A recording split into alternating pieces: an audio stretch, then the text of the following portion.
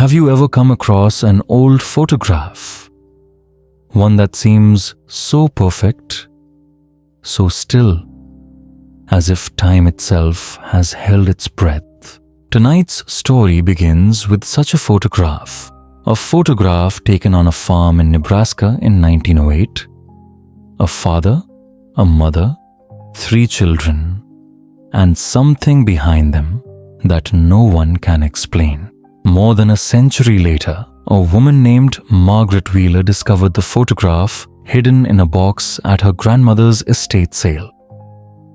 At first, it looked like any other family photograph from that era. Sun-faded sepia ordinary.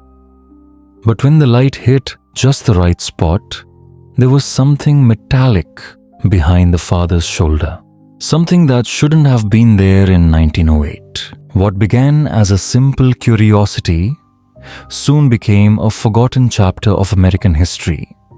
A story of inventiveness, secrecy, and a farmer whose success defied drought, reason, and time. His name was Samuel Henderson, and the truth hidden in his old workshop will rewrite what we think we know about early agricultural science and perhaps what we think about progress itself. So sit down, turn off the lights, because tonight we're going to track down a century-old photograph that refuses to be silenced, and a man whose quiet genius lurked in the dust of his own field. Before we begin, tell me, where are you watching tonight? Somewhere quiet, I hoped, somewhere where the wind still blew gently through the grass, like on the Nebraska farm in 1908. Margaret Wheeler had spent 3 quiet days sorting through the last boxes of her grandmother's estate sale in rural Nebraska. The air inside the old farmhouse carried the scent of cedar and dust, a mixture only time can make. Most of what she found were ordinary things: family recipes, weathered quilts, brittle newspapers folded decades ago. But on that afternoon just before sunset, Margaret found something different. Hidden behind a stack of hymnals and books about homesteading, there was a photograph, its surface dulled with age edges curled from a century of neglect. When she lifted it toward the window, the light poured across it like a slow breath, revealing 5 faces staring back at her. A man in overalls, a woman in a plain dress. 3 children standing in a line, unsmiling as if they were waiting for something unseen. And written on the back in faded brown ink, Henderson Family Farm, 1908. At first glance, it was just another piece of family history, another frozen moment in America's endless prairie past. But something in the picture felt wrong. Behind the father in the shadow of the barn, there was an outline, a shape too smooth, too deliberate, too metallic to belong in 1908. Margaret leaned closer, tracing the faint curve of that object with her fingertip. She had spent years studying old farm tools as a professor of agricultural history at the University of Nebraska. She could name every implement by sight: plows, threshers, reapers, the inventions that built a nation. But this didn't belong to that world. Its surface caught the light in an unfamiliar way, sleek and modern, like something from a time far ahead of the Hendersons. It shimmered faintly beneath the dust, as though refusing to be forgotten. Margaret didn't know it yet, but that simple photograph would pull her into a mystery buried deep beneath the soil of Nebraska. A story of invention, silence, and secrets kept for more than 100 years.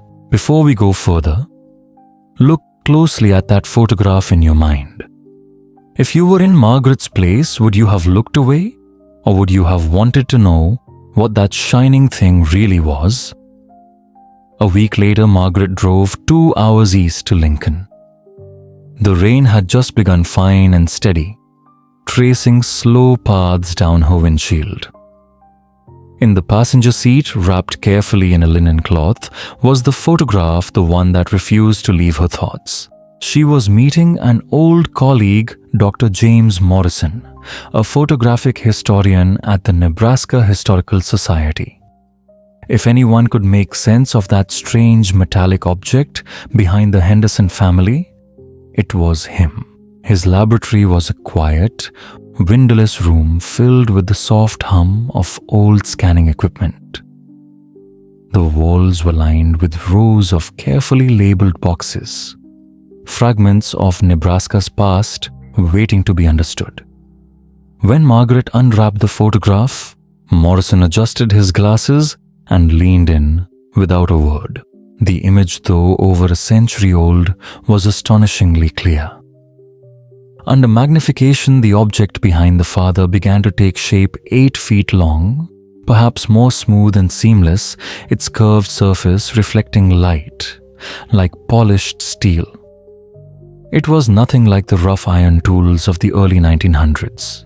"This doesn't match any implement I've seen from 1908, Morrison murmured, his voice low, almost cautious. "The metallurgy appears too advanced. Most farming machinery back then was hand-forged, crude, uneven. But this," he paused, turning a dial to sharpen the image. "This looks manufactured, but not by any means that should have existed then." Margaret said nothing. She could only watch the object take form pixel by pixel, the faint ridges along its side, almost like grooves too perfect to be accidental. It reminded her of the kind of precision found in aircraft design decades before such machines ever reached the skies over Nebraska. Outside, thunder rolled in the distance. Dr. Morrison printed a high-resolution scan, studying it beneath the lab light. "The Henderson name isn't rare," he said, breaking the silence.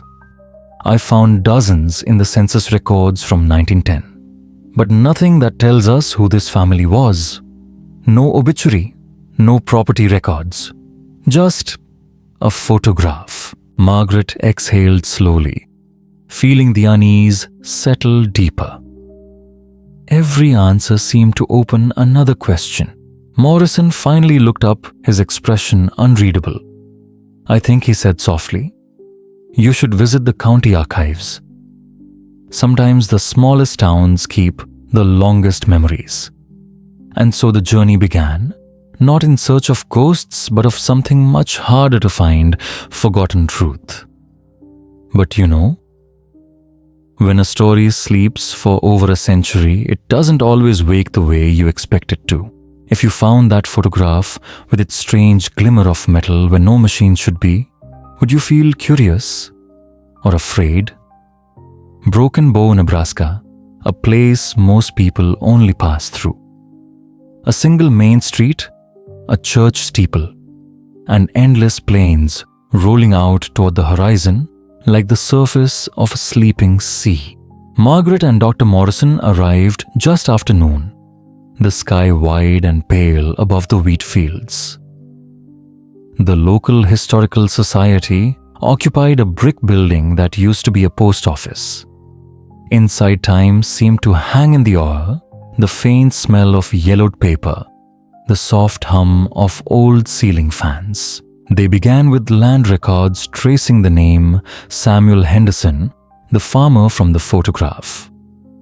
At first, there was nothing unusual, a land grant of 160 acres purchased in 1904, part of the Homestead Act. But the further they read, the stranger it became. Between 1906 and 1910, Henderson's farm yielded more crops than any in the county in some years, double the regional average. His wheat fields thrived when others failed, even during the dry seasons that left neighboring farms barren.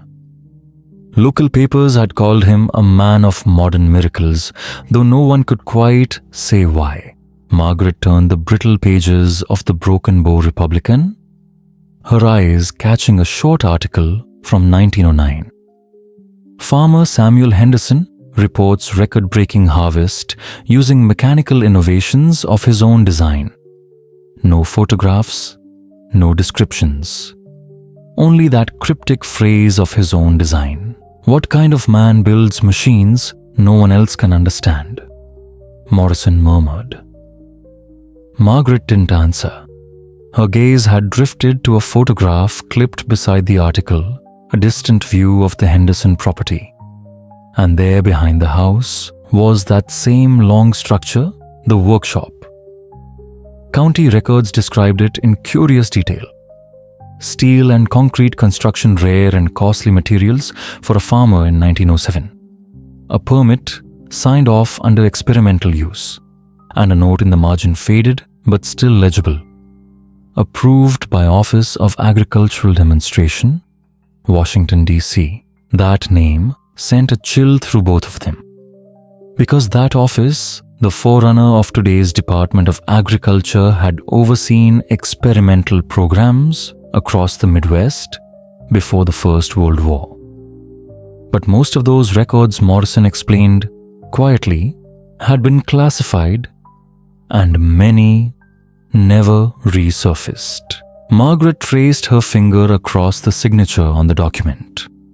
Samuel Henderson had been part of something larger than anyone realized. That night, as they drove back along the dark rural roads, the photograph rested between them on the dashboard. Every time headlights flashed across it, the metallic shape behind the father seemed to glint just for an instant, as though it remembered what they were only beginning to uncover. The next morning, they visited what was once the Henderson property. The farm had changed hands countless times since the early 1900s and was now owned by a family named Kowalski. The farmhouse was long gone, replaced by modern silos and steel barns. But the workshop, that strange building, still stood.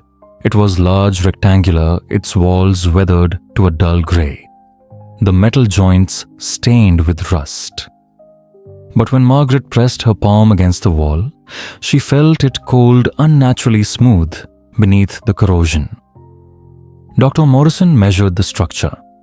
The steel framework was welded, not riveted, and the seams were too clean for 1908. Electric arc welding wasn't common back then, he whispered.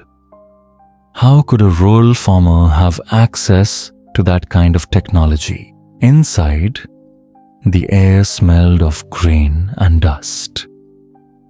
Old farm tools leaned against the walls, and beneath them, half buried under straw, was something else. Circular metal plates bolted into the concrete floor, arranged in a precise pattern. Anchor points. Whatever was here, Morrison said, crouching to examine them, it wasn't agricultural equipment. Margaret crouched beside him, running her fingers over the floor. The faint outline of an 8-foot cylinder had once rested there, the same shape seen in the photograph. As they dug through debris, they uncovered metal fragments embedded in the floor. Shards of alloy that shimmered faintly under light, polished even after a century. Morrison sent samples for analysis. The results arrived days later. Alloy compositions of chromium and nickel, a primitive form of stainless steel. Decades ahead of its time. Someone here, the report read, possessed metallurgical knowledge inconsistent with rural technology of 1908. Margaret stared at the results in silence. All her years studying early industrial history, and she had never seen evidence like this. Who was Samuel Henderson? And what had he been building, alone on a farm in the middle of nowhere? The neighbors at the time had wondered too. Local oral histories described strange noises from the Henderson property. After sunset, rhythmic hammering, metallic whirring, sometimes continuing until dawn. They said his wife Sarah wrote letters about it to her sister in Iowa. One of those letters still survives. Margaret found it in the State Archives dated September 1908. In delicate handwriting, Sarah wrote, "Samuel spends most evenings in his workshop. The neighbors ask what he's making, but he only smiles. He says it's not yet ready for the world to see." That night, reading those words aloud under her desk lamp, Margaret felt a small shiver trace her spine. Because whatever Samuel Henderson had been making, it had already been seen once, caught forever in a single photograph. The air beneath the old Henderson barn was still. Dust hung like thin fog swirling around the light of Margaret's lantern. Each step she took echoed softly against the stone floor, and the smell of oil and rust grew stronger. The tunnel wasn't large, barely tall enough for her to walk upright. Wooden beams bowed inward, groaning quietly with every breath of wind from the world above. And then, the passage opened into a chamber, a low ceiling, a table covered in old papers, glass bottles, and the remains of something metallic, twisted, delicate, almost insect-like. Dr. Morrison's flashlight flickered across it, his voice shaking slightly. "This isn't farming equipment," he whispered. "This is engineered. Precision components, bearings alloys, not 1908 material." Margaret picked up a page of notes written in looping cursive. The handwriting was Samuel Henderson's. She could still read his words through the stains of time. "It hums beneath the ground again. Sarah says the children hear it at night. I cannot stop it now. It was not meant for us, but it answers when I call." Morrison turned another page, an ink drawing of the object. Not a plow, not a machine, but a sphere half buried, marked with perfect circles around its shell. At the bottom, one word was written 3 times: light. The two exchanged a look. Margaret's pulse quickened. She set her lantern down, its glow trembling across the curved metal shape resting at the center of the room. It was the same as in the photograph, the same glint, the same smooth curve. Only now it wasn't a blur behind a farmer. It was real, and somehow it was whole. Dr. Morrison crouched beside the object, brushing soil from its surface. The moment his gloved hand touched it, the air changed. A faint vibration rippled through the ground, subtle, rhythmic, like a pulse. "It's warm," he murmured. Margaret leaned closer.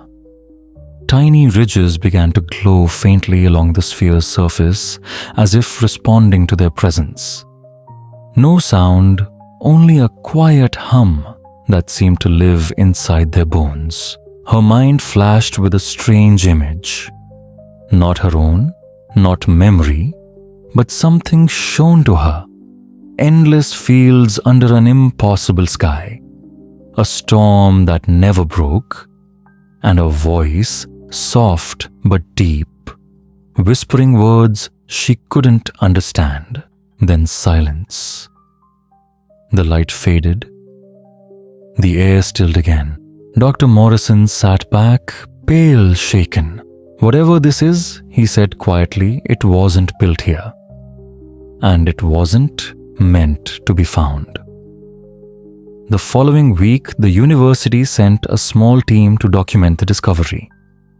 But when Margaret returned to the site, the chamber had been sealed. No records remained in the county archive. And the photograph, the one that started it all, was gone from her collection. She called Morrison, but his phone disconnected after one ring. Later she learned he had taken a sudden leave of absence, destination unknown. His home office was emptied. His research server wiped clean, and the museum catalogue entry where the photograph had been logged now read, "No record found." Margaret sat alone in her study that night, staring at her copy of the Henderson ledger. The last line written in Sarah Henderson's trembling hand read, "The children sleep now. The light has gone silent. We are forgiven." Forgiven. By whom? She closed the book, listening to the sound of the rain outside. But somewhere beneath that rain, beneath the ground, she thought she could hear a low vibration again. Faint. Constant. Like something breathing through the soil. Months passed. The photograph never resurfaced. But one morning, Margaret received a brown envelope in her campus mailbox. No return address. No markings. Inside was a single photograph, not the old one, but a new one, taken in the same field where the Henderson barn once stood. The soil had been disturbed, and at the center of the frame, a faint circular glow pulsed beneath the earth. On the back, in the same handwriting she'd seen in 1908 ink, it still answers. She stood there for a long time, the world around her suddenly too quiet. Then she looked up from the photograph and saw the reflection of her lamp trembling in the window, curved metallic and glowing faintly gold. That night, Margaret wrote her final note for the university archives. She didn't mention the object or the photograph. She simply wrote, "History isn't made of what we find, but what we choose to bury. And some things refuse to stay buried." She placed the note in a sealed folder marked only with the date. Then she turned off the light and listened. Outside, the Nebraska fields stretched endlessly under the moonlight. No movement, no sound. Just the soft hum beneath the earth, the sound of something old patient waiting. If you ever find an old photograph in your attic, one where the people seem to look just past you into something unseen, take another look. Sometimes what stands behind them isn't shadow, it's memory. Or something much older than memory. Tell me, where are you watching from tonight? And if you closed your eyes right now, what do you think you'd hear beneath the ground where you live?